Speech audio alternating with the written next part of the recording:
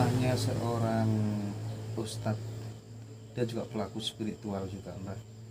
Dia melihat, nggak tahu ini lewat apa ya, mata batinnya itu seperti apa.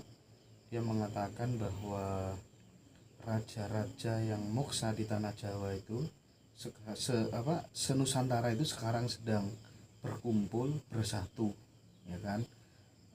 Ada Gajah Mada, ada Brawijaya, ada Ratu Sima, ada Prabu Siliwangi, dan katanya mereka siap berperang menyambut akhir zaman. Nah, ini tafsiran daripada Mbah Gatot kira-kira seperti apa?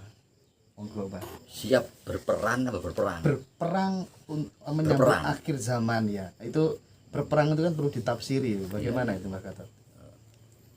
Kalau memang ada, tapi kalau raja-raja moksa terus kemudian berkumpul itu ya bisa jadi ya Pak ya? Iya. Bisa jadi nggak kira-kira? Bisa jadi begitu. Bisa jadi ya, begitu. ya. Tapi kalau berperang, Iya. ini rupanya lebih baik saya geser menjadi berperan. Berperan ya? Berperan. Oh, berperan ya. Dia punya tugas untuk mengembalikan kepada Dr. Kusbogoni tadi. Ini. Iya Pak, masuk Iya. akal Pak. Iya, iya, iya. Karena beliau dulu merasa Biar merubah nurangin itu kalbu ini. merubah dari kosmogoni ke humanisme karena tekanan, Heeh. karena paksaan, sehingga dia bertugas sekarang untuk mengembalikan. Oke. Itu perannya. Kalau berperang dengan siapa? Berperang dengan siapa Nah, ya Pak? Tetap barangkali raja-raja yang moksa itu tetap ada kegelisahan ya melihat kondisi Nusantara yang seperti ini ya Pak. Betul ya, iya bisa. Nah ini kalau diartikan kita berperan dan negeri kita ini punya peran yang kuat untuk mengembalikan kepada kehidupan yang berkiblat pada kelestarian alam dengan mulai mengevaluasi kembali peradaban yang selama ini berjalan sudah sedemikian jauh ya. Jadi dengan mengeruk semua kekayaan alam ini untuk kepentingan manusia semata-mata tanpa memperhatikan kekuatan alam itu sendiri. Ini yang memang perlu dikoreksi oleh para ahli ya, yang ahli itu otomatis itu bukan kita ya. Nah, sebagai alasan untuk kembali kepada alam kembali. Dan itu kan tetap melibatkan pengambil polisi tertinggi di Republik ini tentunya Mbak Gatot. Bisa begitu. Tadi tetap kalau saya mesti percaya pada simbol-simbol juga. Sebab begini, kalau kita menyebut bahwa awal berlakunya atau munculnya doktrin Kusmogoni itu dari kita, dari kita. Ini saya ungkapkan pada awal dulu kita berbicara ya tentang Gunung Penanggungan. Gunung Penanggungan itu merupakan miniatur Jagat Raya. Jagat Raya. Doktrin Kusmogoni menjelaskan bahwa Jagat Raya ini merupakan satu lingkaran kosmis. Di tengah-tengah tempat hunian para dewa dikelilingi oleh 8 samudera dan 8 benua. Nah, semua bangsa mencari miniatur dari Jagat Raya ini di bumi. Nah, ketemulah di sini Gunung Penanggungan yang menemukan Bu Sendok sesuai dengan prasasti yang dikeluarkan oleh Bu Sendok itu tentang yang diketemukan di Penanggungan ini. Nah ini gambaran bahwa doktrin Kusmogoni itu berasal dari kita, dan miniatur itu Gunung Penanggungan, satu puncak dikelilingi 8 anak gunung dan 8 samudra. Nah, ini mau tidak mau kita yakini ini. Kita percaya lah ya, paling tidak. Bahwa doktrin Kusmogoni itu berawal dari kita. Karena dalam buku Tamtu Pagelaran itu buku-buku sejarah ya. Ada cerita Mahadewa memindah gunung dari Jambudwipta ke Jawa Dwipa. Maka jadilah gunung-gunung di tanah Jawa ini yang digaris dengan Gunung Penanggungan yang disebut dengan Mameru, sekaligus juga Gunung Semeru ini. Itu kan terjemahnya kan seperti itu. Dan di Jawa sendiri punya legenda ya, Semar mindah gunung. Itu terjadinya gunung penanggungan dari Gunung Semeru ini. Ini Semeru, ini Mahameru. Nah, ini kalau bagaimana para ilmuwan segala semua dengan latar belakang segala macam ilmu ya, itu untuk merubah kehidupan ini sehingga tidak kebablasan dalam merusak alam, dalam mengeruk kekayaan alam, dimunculkan untuk kepentingan manusia semata-mata. Nah, ini juga ada simbolis di sini. Ada simbol. Simbolis itu ruang. Namanya kembali kepada Tirta Amerta. Tirta Amerta. Tirta Amerta itu air suci. Karena pada doktrin Kusumegoni itu diterangkan bahwa gunung dari Jambudwipa ke Jawa Dwipa dililit ular naga. Lantas di situ ada seorang, juga ada orang yang namanya Bima itu mengaduk laut, mengaduk samudra untuk mencari Tirta Perwi Amerta, air suci, air kehidupan. Nah, ini air kehidupan. Ini cerita ini kuat. Jadi kalau sudah berbicara tentang Goro-Goro, Satrio Piningit, Ratu Adil, nah ini harus dikaitkan dengan doktrin Kusumegoni ini, dikaitkan dengan dewa memindah gunung dari Jambudwipa ke Jawa Dwipa, dikaitkan lagi dengan Bima mencari Tirta Amerta, air suci. Laut diaduk sehingga sampai munculnya air suci. Nah, ini maknanya apa? Ini yang nanti perlu diungkap ini, maknanya air suci ini. Karena ini simbol kembalinya kita kepada doktrin Kusumegoni. Kalau simbolnya saya paham, tapi membedah simbol ini saya tidak bisa. Gimana Mas? Simbolnya gimana maksudnya? Gini, jadi kita di Penanggungan ini ada 8 anak gunung, ada 8 bukit. Kita harus mengambil air itu di bukit ini. Ini kita kumpulkan. Ini namanya ruwat sumber, ruwat air Tirta. 8 ya Pak? 8. Itu berada di mana Pak? Di Penanggungan ini. Penanggungan iya, ada 8 bukit kan. Setiap bukit ngambil air gitu. Air. Ini diambil airnya itu untuk disucikan kembali. Tirta Amerta, air kehidupan, air keabadian. Keabadian artinya kelestarian kan. Okay. Jadi namanya air keabadian ini airnya kelestarian, lestarinya alam, sekaligus lestarinya manusia, harmonisnya hubungan manusia dengan alam. Nah, nanti semua gunung itu kita ambil airnya di Pulau Jawa ini, akhirnya sampai merembet kepada seluruh Nusantara. Harus diambil airnya dan disucikan kembali, disatukan semua tirta di seluruh Nusantara ini.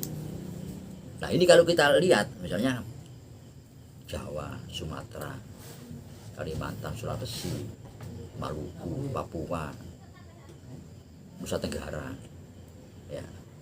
Terus dan wilayah Nusantara di luar maka 8 juga 8. Jadi satu bukit, satu puncak di tengah, tempat hunian para dewa. Nah, pengertian para dewa ini pun juga harus diartikan yang ya logis lah. Wah, kita nyembah dewa lagi, bukan begitu. Ini alam, gitu. Alam. Hanya namanya dewa dirubah juga bisa. Ya, dirubah juga bisa, sentral apa ya bisa. Nah, ini simbolisnya. Ini keyakinan Jawa seperti itu. Jadi manunggaling tirta ini menyatunya air dari 8 penjuru ini simbolis. yang harus dilakukan. Nah ini, simbolis ini, sebagian orang mengatakan memang ini harus ada simbolis itu, tidak boleh tidak ada. Sebagai itu ya. Iya, seperti halnya kembalinya ke iya, kosmogoni tadi ya. Iya, seperti halnya orang tiap negara punya bendera. Iya Pak. Ada simbolisnya. Tapi kan sedikit sekali yang sampai pada paham itu Pak. Nah itu ini yang menjadi permasalahan.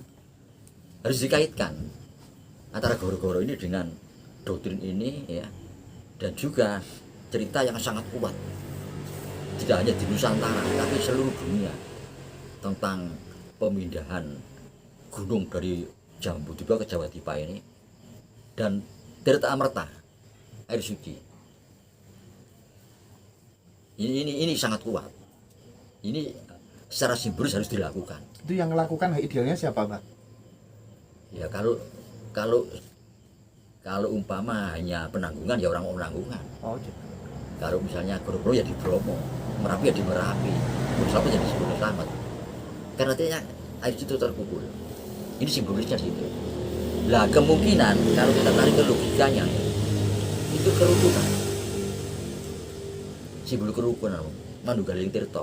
Tapi gini, setelah kemudian apa tuh namanya, air suci itu kemudian ruat itu sudah dilakukan gitu ya. Tapi kalau kemudian tidak ada aksi nyata, real, konkret, misal kayak penanaman pohon kembali, dan itu kan sia-sia Pak. Nah, di sini memang harus ada konsekuensinya. Ya, untuk kita bangsa Indonesia ini. Ini kalau saya lancang, kalau yang tadi saya sampaikan barusan ini kan hanya apa ya, penawaran saja, penawaran yang tidak ada yang menangkap. Jadi dari saya sendiri, dari saya ke saya aja, ya. Jadi tidak ada orang lain. Ya, katakanlah saya hanya ngomong ngelantur aja, ya, boleh. Ya. Nah, tapi yang harus dilakukan sebagai konsekuensinya dari Manunggaling Tirta se-Indonesia ini, kita harus bersumpah. Sumpah Bhinneka Tunggal Ika. Ini ada konsekuen kita ini. Simbolnya Bhinneka Tunggal Ika, tapi perpecahan terus tidak pernah berhenti. Sekarang lebih parah. Jadi gerakan memecah belah itu lebih parah sih. Dengan biaya yang melebihi biaya APBN ya. Jadi biaya untuk memecah kita ini melebihi APBN besarnya. Nah, ini kan perlu bersumpah kita tentang Bhinneka Tunggal Ika. Jadi sumpah Bhinneka Tunggal Ika. Setiap kali kita bersumpah harus apa-apa. Ya. Karena Majapahit itu khawatir kalau ini sudah dilakukan sumpah, dikhawatirkan akan diingkari oleh warga. Sekarang ini pun kita harus bersumpah. Ini. Namanya kira-kira sumpah apa Mbak Gatot yang paling pas Mbak Gatot? Sumpah Bhinneka Tunggal Ika. Sumpah Bhinneka. Bersumpah bahwa kita ini berbeda tapi satu. Itu konsekuensinya. Dan konsekuensi dari sumpah itu harus dipatuhi oleh semua orang yang tinggal di sini. Iya, di Indonesia. Dan konsekuensi dari pemerintah harus tegas. Bagi orang yang merusak persatuan harus ditindaklanjuti dengan tegas. Dan ada kompromi daripada mati kabeh Indonesia. Daripada Indonesia mati kabeh. Entah karena bencana alam, entah karena perpecahan perang. Ini konsekuensinya. Nah, sebab pada saat kita mau merdeka, kita juga bersumpah, sumpah pemuda. Tanpa sumpah pemuda. Artinya secara subjektif, jika kemudian hal itu tidak dilakukan, bisa jadi akan banyak korban di Nusantara ini. Betul. Ya perpecahan tambah parah. Nah kita, misalnya contoh saja yang gampang ya. Wong Jawa tidak boleh menang sendiri, tidak boleh. Kita Nusantara. Ini seperti itu contohnya. Dan cara saya kita Wong Jawa sadar kok memang. Tidak kan Wong Jawa itu ngelem syukuri dewi kan gitu kan enggak ya. Tapi podo-podo api lah kabeh podo. Nah itu. Ini kita harus bersumpah. Iya, Pak. Sumpah Bhinneka Tunggal Ika. Bersumpah bahwa kita berbeda tapi satu. Bersumpah loh, sumpah sebenarnya. Tidak main-main. Nah, itu harus. Karena kita ini sering melakukan sumpah. Sumpah palapa, sumpah pemuda. Dan setelah merdeka apa sumpah kita? Ini karena belum pernah bersumpah kita. Ini. Mudah-mudahan didengar sama pemimpin Republik ini. Nah itu. Nah, bagaimana mekanismenya ya pelaksanaan itu pemerintah gampang kalau seperti itu. Gimana Pak?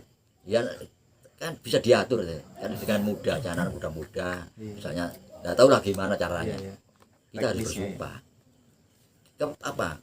Kita sebagai apa ya, rakyat ya, terus mendengar tokoh-tokoh tentang persatuan, kan akhirnya kurang percaya kita. Misalnya saya mengutuk dengan perpecahan ini loh, padahal dia memecah belah. Misalnya dia, kita udah tahu kan. Nah, ini jadi kita harus kita baru percaya kan mereka bersumpah, kita bersumpah semua.